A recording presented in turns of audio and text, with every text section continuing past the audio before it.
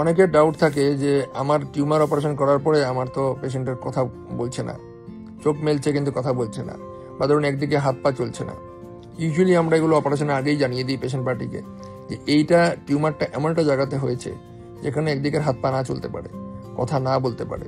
এগুলো জানানো থাকে কেন কি প্রতিটা ব্রেনের এক একটা জায়গার একটা ফাংশন আছে। সেই ফাংশনের ওই টিউমার ওই জায়গাতেই থাকলে হয়তো অপারেশনের আগে নাও হতে পারে, কেন কি টিউমার বার করার সময় ওই রাস্তা দিয়ে ঢুকতে লাগে।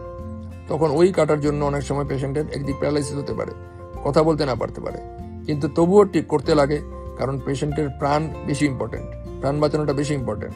আজকে একটা মানুষের অ্যাক্সিডেন্ট হলো, ওই যদি কথা বলার জায়গাতে যদি ওখানে ইনজুরি থাকে তাহলে পেশেন্ট কথা অপারেশন আগেও বলবে না, পরেও বলবে না।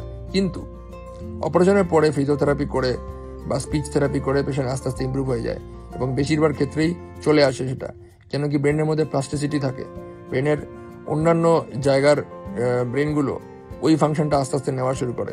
সেটার সাহায্যে অনেকের অনেকটা স্ট্রেংথ, অনেকটা কথাবার্তা ঘুরে আসে এবং প্রাণটা পুরোপুরি বেঁচে যায়।